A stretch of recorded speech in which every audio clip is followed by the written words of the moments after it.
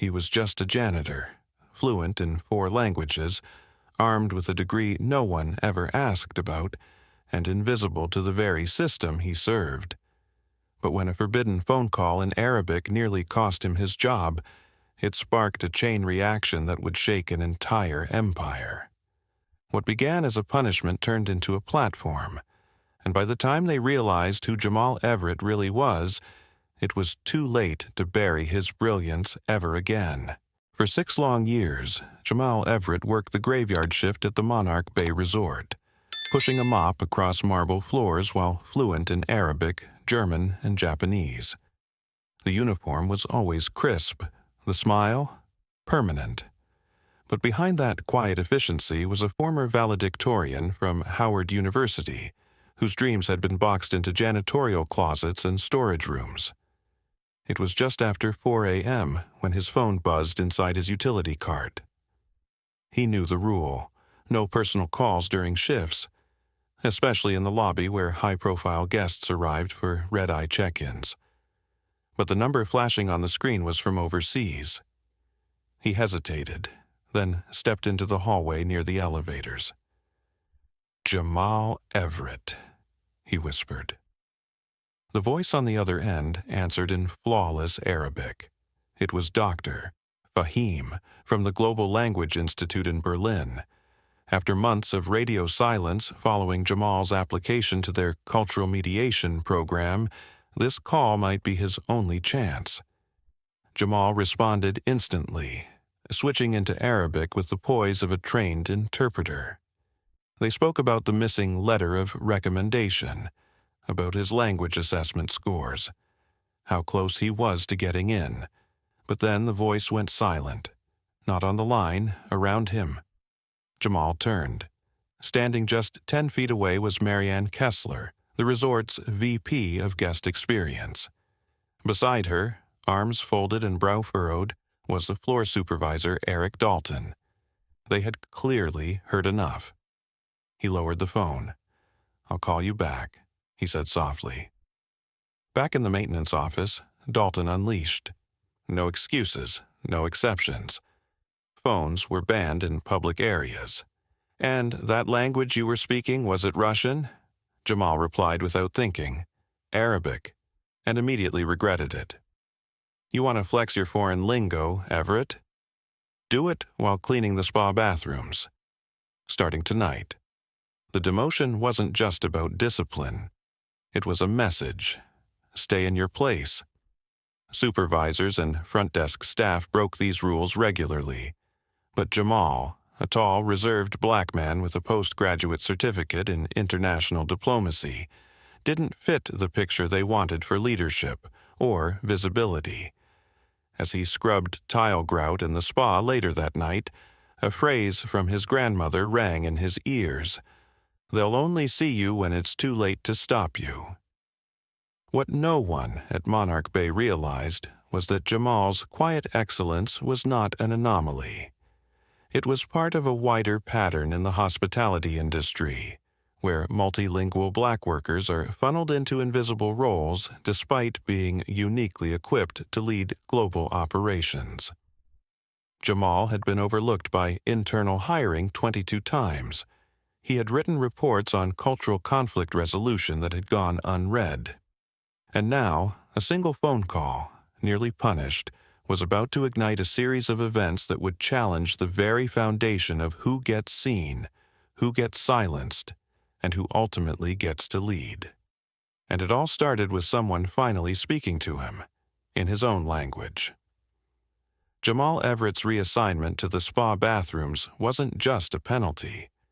It was a silencing tactic, one that echoed the unwritten codes found in too many workplaces where control is maintained not through open hostility, but through quiet, calculated exclusion.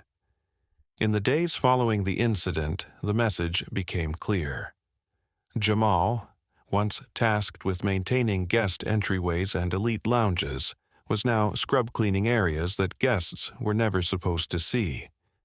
His shift was moved from night into the early afternoon, right when the executive team took their spa breaks. It was a humiliating contrast. Guests sipped imported teas, while Jamal worked through grout with chemical-resistant gloves and a forced smile. This wasn't new to him. Over 6 years, he had applied for more than 20 lateral transfers, from concierge assistant to cultural liaison roles to corporate training coordinator. Each time, the result was the same. We've decided to go in a different direction. No feedback, no transparency. He watched as less experienced colleagues, some with no college degree and limited multilingual ability, rose quickly through the ranks, so long as they fit a certain mold. Lighter skin, suburban accents, connections to senior staff. At one point, he even offered to conduct a free language workshop for front desk staff after overhearing a botched attempt to welcome a Japanese delegation. His proposal, submitted formally, was never acknowledged. 2 weeks later, the same workshop was conducted by a white intern who'd never left California. That's when Jamal began documenting everything. Every denied request, every forwarded email that had gone unanswered, every glowing review from guests who had relied on him for multilingual assistance, translated by him unofficially, without recognition. But while the discrimination was slow and structural, its psychological effects were fast and suffocating. Jamal began second-guessing himself. Maybe his resume wasn't strong enough. Maybe they were right to overlook him. This creeping doubt, a key sign of imposter syndrome, gnawed at him every time he pressed send on another internal application. He stopped mentioning his language certifications. He downplayed his honors degree in staff conversations. Fitting in meant shrinking. The deeper damage, though, went beyond his own sense of identity. Within the staff locker rooms and break areas, a culture of quiet resignation prevailed. Jamal wasn't the only one overlooked. There was Carlos in catering, fluent in Portuguese and a certified accountant in his home country, stuck arranging fruit platters. And Mei Lin, a Chinese-American front desk agent with a hospitality degree from Cornell, still training newcomers 2 promotions above her. Management never said the words out loud, but the pattern spoke volumes. Certain roles were for smiling, serving, and staying quiet. Any deviation, especially by employees of color, was labeled disruptive, inappropriate, or unprofessional. The HR system reinforced this with passive compliance. All applications went through an outdated portal that filtered by seniority and department, criteria that disadvantaged those who started in support roles. There were no metrics for skill diversity, no algorithm that flagged multilingual talent, no performance data used to assess internal potential. Jamal once asked a question at a town hall meeting about leadership development opportunities for non-managerial staff. The HR director smiled politely and said, "We're always looking at ways to grow talent from within," before pivoting to discuss the resort's new wine bar. Culturally, Monarch Bay operated under an aesthetic of refinement, but its internal culture clung to outdated hierarchies. Uniform color often determined visibility. Blue coats meant back of house. Black suits meant decision makers. And black skin under either. That often meant being ignored. The few attempts at diversity programming came off as shallow gestures. Heritage Food Weeks, posters celebrating global voices, but no change in hiring pipelines or leadership demographics. In fact, the last time Jamal had seen someone who looked like him in an executive meeting, it was a catering vendor dropping off boxed lunches. It wasn't just about being denied advancement. It was about being denied presence, value, voice. And then something changed. 2 days after his reassignment, Jamal found a handwritten note slipped into his locker. It read, "I heard you speak German last week. I work in international events. We could use someone like you. Ava, Level 5. Attached was her business card, a small gesture, huge signal. Someone was watching. Someone saw. But what neither of them knew yet was that behind that spa corridor punishment, a much larger system of bias and gatekeeping was about to unravel, one that would stretch beyond Jamal's personal journey and into the boardrooms of an entire hospitality empire. Because the problem wasn't just his silence. The problem was how many others had learned to stay silent too.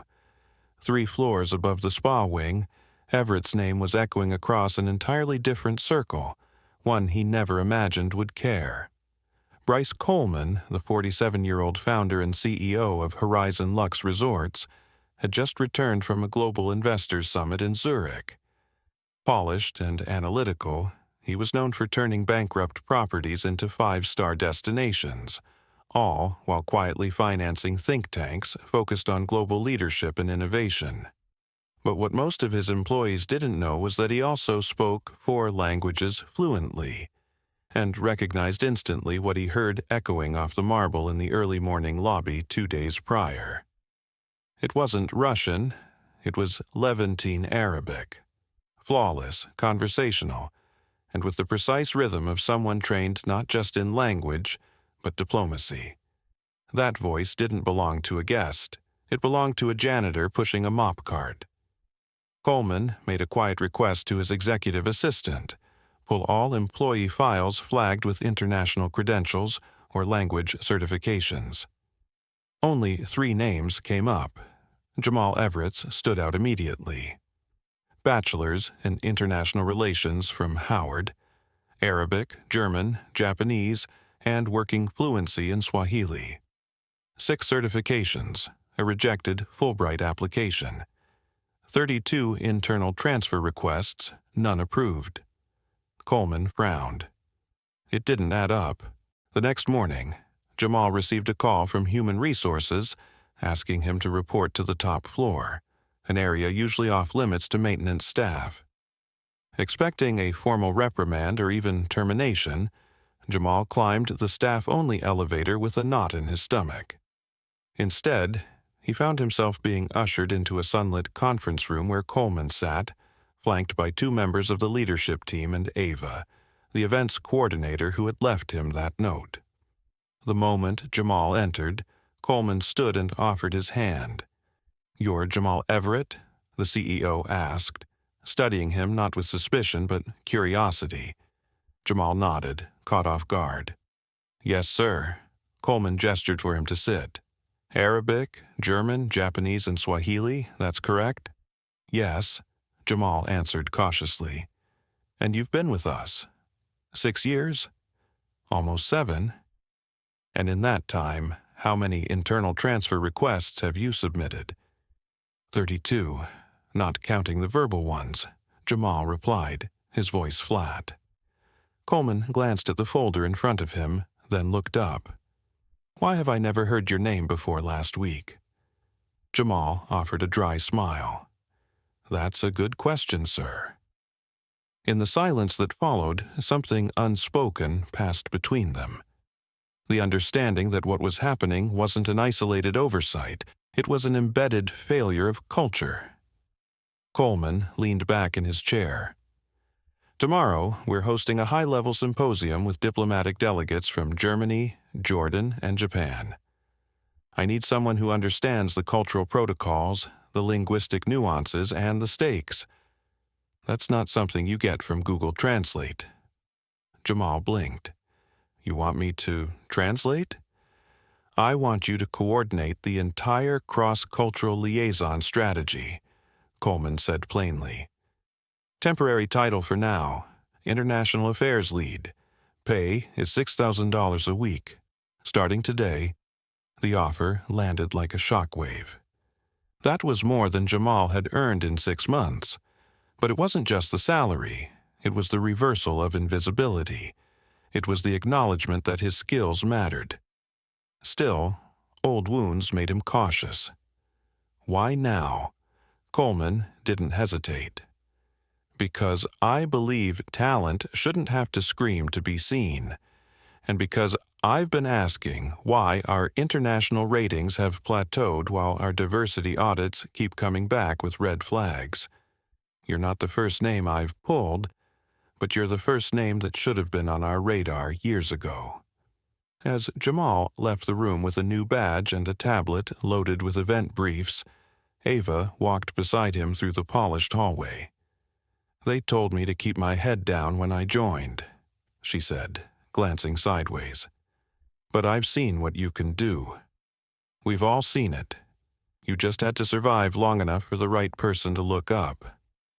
Later that afternoon, Jamal entered the event operations hub wearing a blazer borrowed from Ava's boyfriend and a renewed sense of purpose. What he didn't expect was to cross paths with Eric Dalton, the very supervisor who reassigned him to spa duty. "Everett, what are you doing up here? Staff access is restricted." Jamal showed his new badge. "International Affairs, reporting to Mr. Coleman." Dalton's jaw tightened. That must be some mistake. "No," Jamal said calmly. "The mistake was thinking I belonged behind a mop." Behind the scenes, Coleman wasn't just revamping one role. He was laying the groundwork for a full internal audit. He had already commissioned a third-party review of HR data to identify patterns of blocked mobility, nepotistic hiring, and underutilized multilingual staff. Jamal's elevation was a signal. No more invisibility. What began as a punishment for taking a call in Arabic had now become the opening move in a broader reckoning, one that would redefine not just Jamal's trajectory, but the values of an entire hospitality empire. Jamal Everett's transition from spa janitor to international affairs lead happened fast, but the resistance came even faster. By the time the sun rose over the Monarch Bay Resort the next morning, rumors were already spreading. A janitor had been spotted in the executive wing. Someone said Coleman had appointed him to a special conference role. Another claimed it was temporary, a publicity stunt. Most, however, didn't bother hiding their skepticism. Jamal felt it with every glance, every half-smile that didn't reach the eyes. Every co-worker who once greeted him warmly in the locker room now avoided eye contact. But his focus wasn't on fitting in. It was on proving he'd belonged in this space long before he had the badge to show it. The 3-day International Economic Symposium was a high-stakes gathering of diplomats, economists, and trade delegates from over a dozen countries. Coleman had handpicked the resort to host the closed-door talks that would finalize a new Pacific-EU trade alignment. Jamal's role? Prevent the cultural slip-ups that had tanked deals in the past, and make sure the delegates felt not just accommodated but understood. He started by revising every document in the welcome packet. Half the Japanese translations were grammatically correct but culturally tone-deaf, full of stiff formalities that implied distance instead of partnership. The German versions relied on generic phrasing, missing the precision expected in trade discussions. And the Arabic materials? They had used modern standard Arabic with business terms borrowed from old textbooks, technically accurate but devoid of regional nuance. Jamal rewrote them all. By noon, he was fielding rapid-fire questions from Coleman's senior advisors and the legal team. Could this phrase offend Jordanian officials?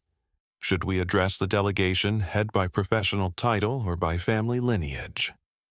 What's the right protocol for a multilingual dinner toast? Jamal handled each query without hesitation, drawing on both his academic training and lived experience. For the first time in years, he wasn't shrinking. He was expanding. But with visibility came backlash. Eric Dalton, still bitter over being blindsided, began quietly sowing doubt among other managers. "He's just a janitor with a fancy tongue," he whispered in the staff kitchen. "Let's see what happens when he actually screws something up." And it wasn't just Dalton. A few executives, threatened by Coleman's sudden interest in internal talent, began positioning Jamal's rise as a fluke, an anomaly, a phase. That night, Jamal sat alone in the event prep suite reviewing the final speech drafts. He spotted an error in the Arabic contract summary, one that subtly shifted the meaning of a key clause about intellectual property protections. If left uncorrected, it could derail the agreement entirely. He brought the issue to the attention of the legal team and quietly revised the translation, then sent a flagged note to Coleman with the evidence. 2 hours later, Coleman replied personally, "Caught just in time. Thank you. This is why you're here." For the first time, Jamal believed it. But not everyone did. On day 2 of the symposium, a diplomatic attaché from Berlin approached Jamal in the foyer. "Everett, correct?" he asked, squinting slightly. "Didn't you publish that comparative paper on linguistic ethics in cross-cultural negotiations a few years back?" Jamal blinked. "Yes, that was my graduate thesis. You've read it?" "I presented it in Munich," the man said, smiling. Small world. The moment became a turning point. Within minutes, other delegates began gravitating toward Jamal, not as staff, but as a peer. He answered questions, facilitated introductions, and advised on cross-cultural dynamics like a seasoned ambassador. For the first time, executives noticed not just his competence but his influence. Later that evening, Coleman stood beside Jamal during a press photo. "You're rewriting our playbook," he said quietly, "and they haven't even seen the half of it." But inside the walls of Monarch Bay, resistance took on a new form: covert sabotage. A staff member from the marketing team under Dalton's direction swapped Jamal's final translation documents with outdated versions before they were uploaded to the event system. The changes weren't massive, but they included small errors, enough to create confusion. Jamal discovered the issue just before the closing session and scrambled to correct it, documenting everything along the way. He submitted a report to Coleman and HR that evening, complete with file access logs and a timeline of changes. It wasn't just about protecting himself, it was about setting a precedent. That same night, Jamal received a message from a name he didn't recognize: Monica Sanchez, front office supervisor at Horizon Lux Santa Fe. She'd heard about his promotion through back channels. "Your story reached us," she wrote. "I have a resume pile of multilingual front desk staff with master's degrees. Let me know when you're ready to expand this movement." Jamal sat back, stunned. What began as his survival had become a signal, proof that visibility wasn't just personal, it was contagious. As Day 3 opened, delegates praised the seamlessness of the experience. Coleman introduced Jamal during closing remarks not as a temporary coordinator, but as the architect behind our cultural success this week. In the back of the room, Dalton turned and left without a word. But Jamal didn't gloat. He simply took a breath, stepped forward, and began crafting a new translation, one written not in Arabic, German, or Japanese, but in action, the language of change. Because for every unseen employee still stuck behind a mop or menu, someone had to make the first move and refuse to be erased. The public reckoning didn't begin with an announcement. It began with a folder. 3 days after the symposium closed with record-breaking press coverage and international praise, Jamal Everett walked into CEO Bryce Coleman's office with a dossier, one he had compiled meticulously, not to seek revenge, but to demand accountability. Inside, side-by-side comparisons of translation budgets over 5 years, names of vendors paid 3 to 4 times above market rates, and evidence that the resort's most critical language contracts had been awarded to unverified firms, many tied directly to senior staff, including Eric Dalton. More damning were the screenshots from the internal system, showing who had swapped Jamal's accurate translations with flawed versions before the final uploads. The logs didn't lie. The changes had been made at 2:47 a.m. from a shared account on Dalton's floor. Coleman read silently, his eyes narrowing with each turn of the page.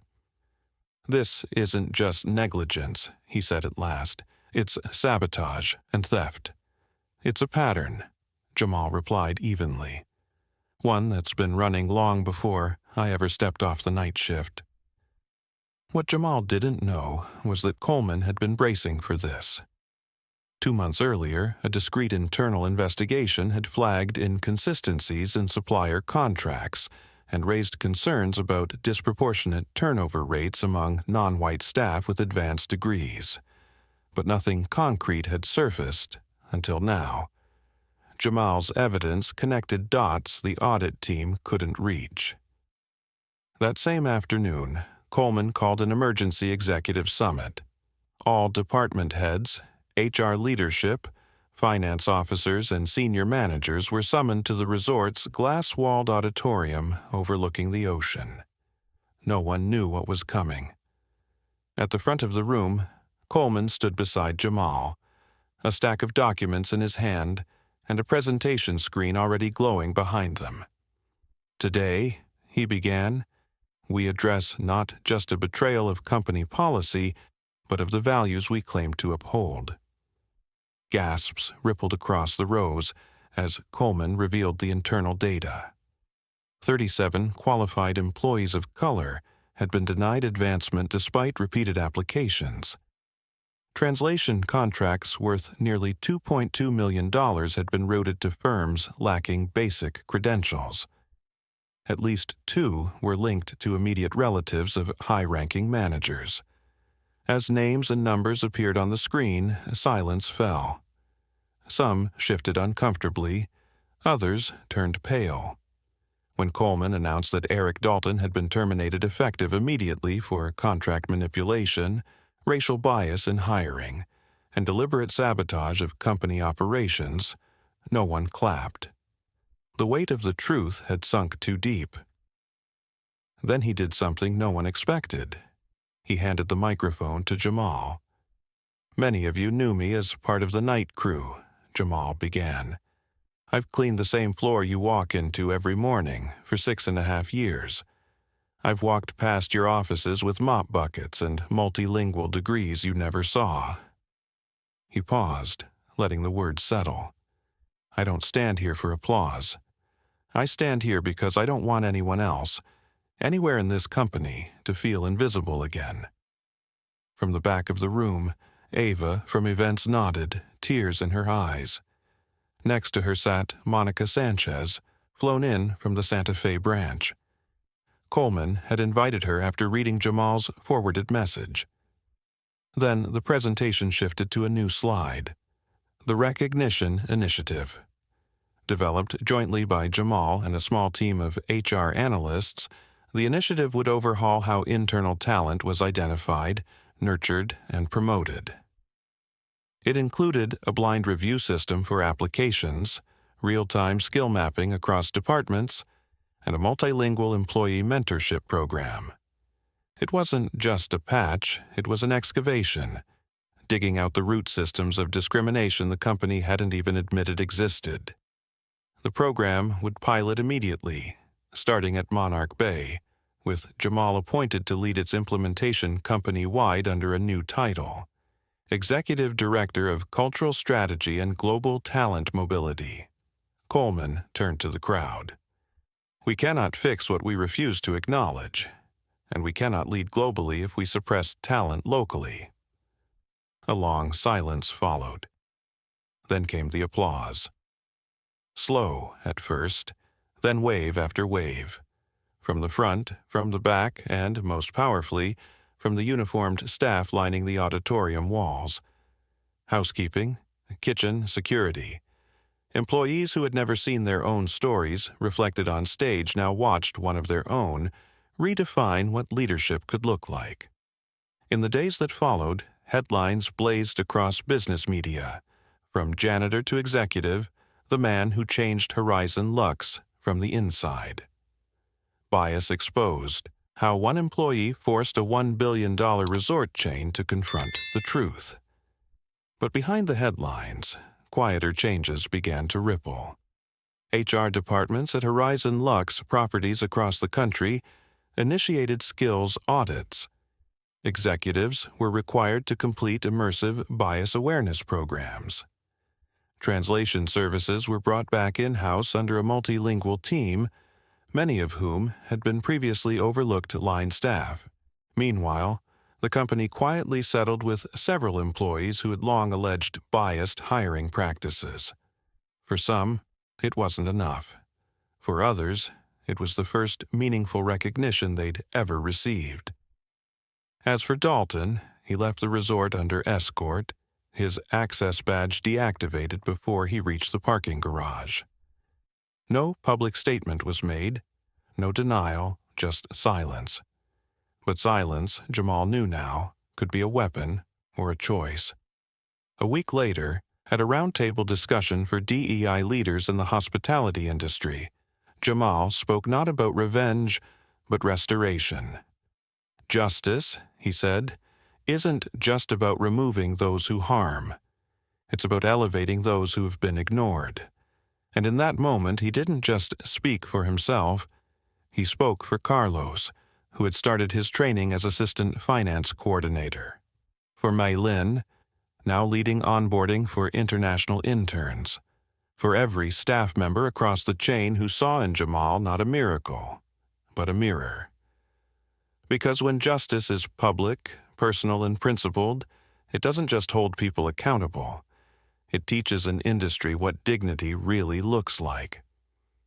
The morning sun filtered through the tall glass panes of the Horizon Lux headquarters as Jamal Everett stood before a room full of regional directors, franchise managers, and international partners. Just 6 months ago, he couldn't have entered this conference room without a maintenance badge. Now, as Executive Director of Cultural Strategy and Global Talent Mobility, he was about to present the company's most ambitious initiative to date, Project Vanguard. Developed in response to the reckoning that had rocked Monarch Bay, Project Vanguard was more than a diversity plan. It was a blueprint for cultural rehabilitation, system-wide, data-backed, and people-focused. Jamal clicked through the first slide. A heat map of internal mobility patterns. Over 78% of Horizon Lux's promotions over the last 5 years had gone to white, U.S.-born employees, despite the fact that 64% of the company's workforce came from multicultural and multilingual backgrounds. Departments like housekeeping, kitchen, and facilities held the highest concentration of employees with advanced degrees from international institutions, yet remained the least promoted. "Talent isn't missing," Jamal said, his voice steady. "It's misfiled." Project Vanguard introduced a 4-pillar model. 1. Internal skills discovery. 2. Role reclassification. 3. Embedded mentorship. And 4. Transparent mobility pipelines. It began with technology. Horizon Lux partnered with a global HR analytics firm to integrate a platform that allowed employees to self-identify skills beyond their job titles. Everything from foreign language fluency to digital marketing certifications to conflict resolution training. Within the first 30 days, 2,312 staff members across 47 properties submitted undisclosed competencies. The next step was role reclassification. Departments would no longer define employees by their starting titles, but by their proven capabilities. Janitors who coded websites, line cooks who spoke 5 languages, front desk agents with MBAs. The new system rewrote job descriptions to fit talent, not the other way around. To support this shift, every promoted employee was paired with an embedded mentor, a department leader trained in cultural intelligence and professional development. Their job was not to gatekeep, but to amplify. These mentors were incentivized not on retention alone, but on how many overlooked employees they helped elevate. Finally, transparent mobility pipelines meant eliminating the backdoor politics that had once kept resumes like Jamal's buried. Every position posted required blind screening for the first round and multilingual candidate reviews when relevant to the role. Hiring teams now had to justify rejections with clear, data-based criteria, submitted directly to the oversight committee Jamal chaired. Resistance didn't vanish, but it weakened. Sarah Mendez, once the director of guest relations in Las Vegas, publicly questioned the merit of reallocating leadership training resources to non-traditional staff. 2 months later, she was replaced by a trilingual Cuban-American manager who had previously worked as a concierge, and guest satisfaction scores jumped 22%. As new faces began to appear in boardrooms and regional leadership calls, old power brokers took notice. The whisper networks that once kept people like Jamal in their place now faced a counter-narrative backed by undeniable metrics. One of the most vocal early adopters of the new system was Ava, Jamal's original ally in the events department. Promoted to senior strategy director, she spearheaded the Culture Forward Fellowship, a 12-month accelerated development track for internally promoted multilingual staff. The first cohort of 18 employees came from backgrounds as varied as laundry services, shuttle driving, and banquet setup. By month 6, 14 had already been tapped for national leadership roles. While all of this unfolded, Jamal's name began circulating beyond Horizon Lux. Business magazines, DEI think tanks, and academic panels began citing the Everett model as a scalable framework for anti-bias restructuring. But Jamal kept the focus inward. He declined 3 keynote invitations and turned down a book deal. The work he believed wasn't finished. It had only started. Internally, his team also expanded. Monica Sanchez, who had once messaged him from the Santa Fe property in quiet solidarity, now led West Coast mobility strategy. Mei Lin oversaw Asia-Pacific readiness, creating onboarding tools in 6 languages for Horizon Lux's expanding international footprint. But perhaps the most emotional moment came when Jamal walked into a modest Horizon Lux hotel in Baltimore, where his cousin Kira had worked the front desk for years, her resume quietly aging in the HR inbox. That week, she began her new role as Director of Guest Culture Programs for the Mid-Atlantic region. "We're rewriting the map," Jamal told her, one department at a time. Still, change came with consequences. Some executives left, others stayed, but resisted silently, waiting for the wave to pass. Jamal had anticipated this. That's why Project Vanguard included a system of audit trails and internal compliance checks that fed directly into quarterly performance evaluations. Managers were no longer rewarded for turnover rates alone, but for mentorship outcomes, internal promotions, and multilingual team retention. Meanwhile, on the outside, change was becoming visible too. Horizon Lux began appearing on top inclusive employers lists for the first time in its history. Customer satisfaction among international guests rose by 46% in 6 months. Translation costs dropped 61%, while guest retention in global markets rose sharply. More importantly, guest surveys revealed something even more critical: a dramatic increase in perceptions of authenticity and cultural competence across all resort properties. And then, one unexpected morning, Jamal received a package. Inside was a certificate, not from Horizon Lux, from the International Institute for Cultural Policy, a formal recognition of Horizon Lux Resorts for its groundbreaking systemic overhaul in global workplace equity. But it wasn't the award that stopped Jamal cold. Tucked inside the envelope was a note from a janitor at a hotel in Johannesburg. It read, "I saw your story online. I thought I was invisible too. Now, I know I'm not." Thank you for showing the rest of the world that we've always had more than a mop in our hands. We've had potential."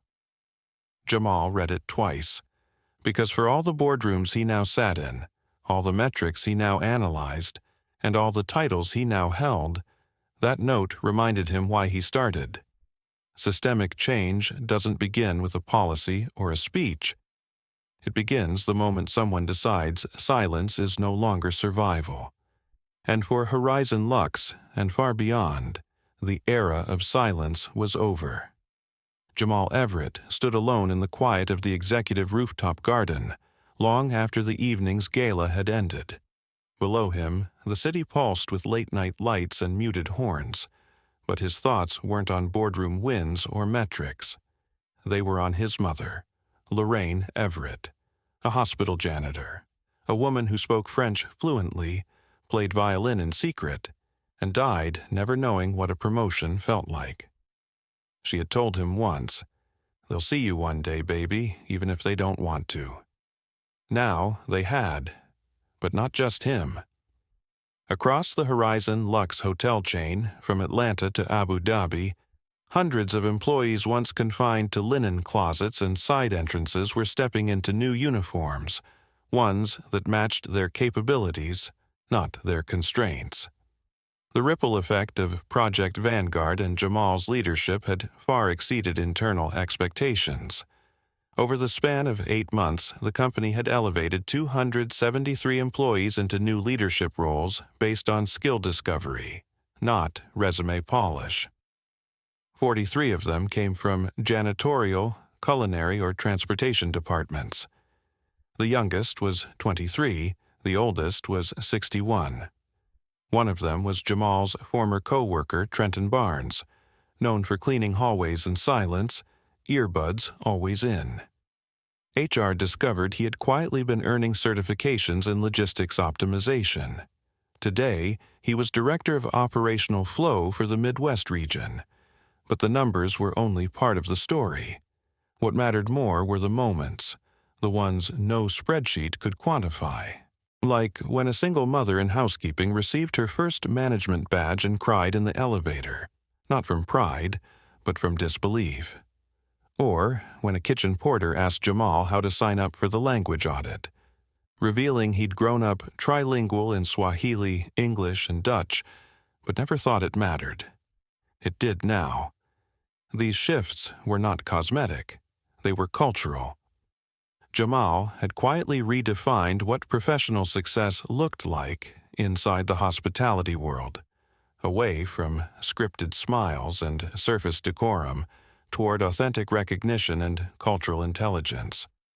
He advocated for the things that couldn't be taught in leadership workshops: lived experience, resilience, adaptive empathy. But he also knew the work wasn't finished. With every success came new pressures. Public speaking requests flooded in. Media narratives framed him as the janitor turned visionary, often reducing his impact to a novelty. Some critics accused Horizon Lux of using his story as a shield, an example of change to deflect from broader industry inaction. Jamal responded not with rebuttals, but with results. He helped launch the Hidden Assets Index, a tool designed to quantify underutilized talent in service-based industries. Shared with partner companies in travel, healthcare, and retail, it allowed for cross-industry application of Horizon Lux's model, ensuring that the blueprint didn't die within hotel walls. Meanwhile, schools and universities began reaching out to Jamal, asking him to guest lecture on language equity and professional gatekeeping. It was in one of those sessions, hosted at a community college in St. Louis, that Jamal met Caleb, an 18-year-old janitor who asked quietly, "Does your program help people who are still trying to finish high school?" Jamal stayed after class and spoke with him for an hour. He remembered what it felt like to ask for permission to be seen. Later that year, Horizon Lux established the Lorraine Everett Fellowship, named after Jamal's mother. It provided full scholarships for employees and their children to pursue certifications in translation, cultural liaison work, or hospitality leadership. The inaugural recipient, Caleb. The deeper Jamal leaned into service, the more expansive his influence became. But beneath every new role or recognition, he kept returning to one core truth. Systemic change only lasts when it embeds itself in memory. That's why he initiated the Legacy Archive, a living repository of employee stories, languages spoken, and cultural contributions across every Horizon Looks property. It wasn't a PR stunt. It was history, uncurated, unscripted, and sacred. Employees were invited to share their backgrounds, not as bios, but as origin stories. A Guatemalan dishwasher who once taught high school science in his home country. A Syrian bellhop who had served as a translator for NGOs. A Cambodian laundry worker who could code in Python. These weren't exceptions. They were evidence that the system had never lacked talent, only vision. Coleman, now semi-retired and transitioning to an advisory role, often said the greatest thing he ever built wasn't a resort, but a mirror. "We built a company that finally sees itself," he told a gathering of new hires during onboarding. "Not in marketing, in its people." Jamal rarely sat in those sessions.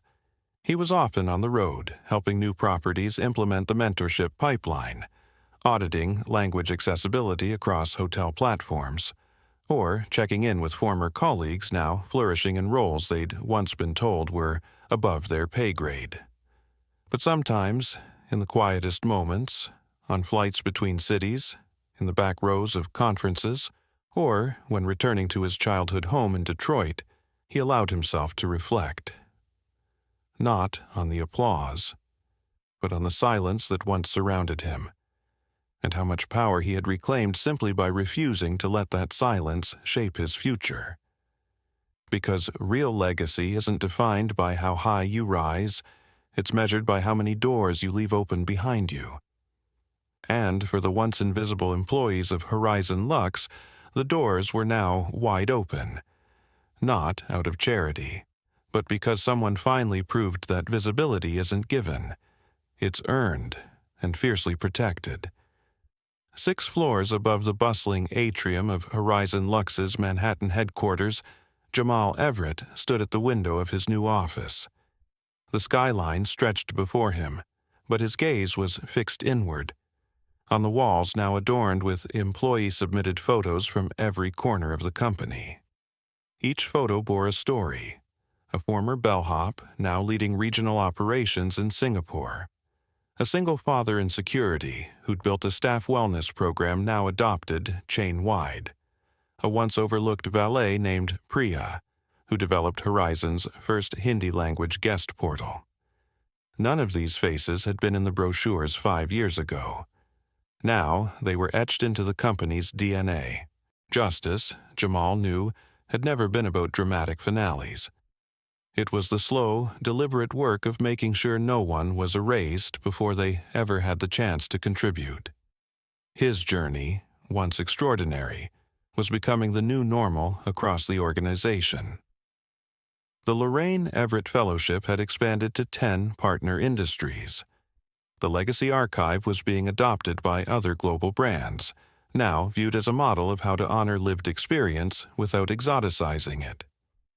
More surprisingly, Horizon Lux had quietly launched a new division, Equity Systems Architecture, staffed by former janitors, kitchen staff, and multilingual aides trained to identify bias pathways in corporate structure.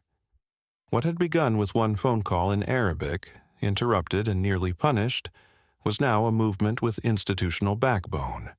But Jamal wasn't naive. Progress invited scrutiny. A high-profile news outlet released an editorial titled "The Myth of the Merit Janitor," accusing companies of glorifying outlier cases like Jamal's to avoid confronting broader industry stagnation.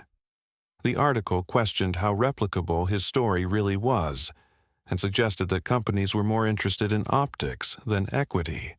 Jamal read it twice, Then he reached for his notebook and drafted his next keynote. It opened with a line he'd carried for years. "I'm not the exception. I'm the proof that the system was built to bury the rule." And when he took the stage at the World Leadership Forum in Chicago weeks later, the room of CEOs, labor leaders, and policy officials gave him their full attention. "There are hundreds like me," he told them. "The only reason I'm here is because someone finally chose to listen before it was too late." He didn't speak about inspiration. He spoke about infrastructure. He outlined what real organizational rebirth looked like. Equity audits that weren't cosmetic. Recruitment pipelines that didn't recycle privilege. Mobility pathways that bypassed gatekeepers. Compensation transparency that prevented silent exploitation. Promotion data that told the full story, not just the headline version. His presentation was downloaded over 70,000 times within 24 hours, not because it was emotional, but because it was actionable. That was Jamal's power now, not just to move people, but to move systems. Back at Horizon Lux, the changes had spread beyond the corporate offices. At a hotel property in New Orleans, a team of Haitian-American line cooks had formed a cultural exchange table, inviting guests and staff to weekly conversations in French Creole, bridging the language gap and generating a 32% increase in repeat guest bookings. At the Dubai location, a janitor who once cleaned the VIP suites was now the senior protocol liaison for Middle Eastern clients. His onboarding story was played during new staff orientation globally. At the Phoenix Resort, a guest service agent who had been told to tone down his accent was now producing the internal podcast series Accent Forward, celebrating the unique vocal stories of staff from 41 countries. None of this had been mandated. It had been sparked. That's what justice looked like in practice. Not a trophy, but a torch. And that's what Jamal wanted most to protect: momentum. He'd been offered roles outside the company, government consulting, academic fellowships, and a seat on the board of a Fortune 100 firm. He declined them all, because for Jamal, recognition wasn't about being elevated above others. It was about elevating others alongside you. He used his new executive power not to gatekeep, but to build bridges, formalizing the internal Uplift Network, a task force of 500-plus employees trained to spot overlooked talent and facilitate micro-promotions that fed into the company's core leadership pool. The result? Horizon Lux was now posting its lowest turnover in 2 decades and the highest cross-cultural retention rates in company history. Jamal's quiet rebellion had become Horizon Lux's public redefinition. But the most meaningful recognition didn't come in the form of headlines or awards. It came on a quiet Tuesday, when a cleaning team supervisor at the Anchorage branch emailed Jamal a photo. In it, a young woman wearing a blue uniform stood smiling beside a whiteboard. Behind her were handwritten words. "This is not just where I work, this is where I rise." No hashtags, no tags, just truth. Jamal printed that photo and pinned it above his desk. Because rebirth, he had learned, doesn't always roar. Sometimes it whispers through changed systems, through reframed mirrors, through names no longer mispronounced or forgotten. And as the year came to a close, with Horizon Lux preparing to launch its newest multilingual property in Sao Paulo, Jamal walked the halls with a sense of calm. Not because the fight was over, but because he had built something that could outlive him.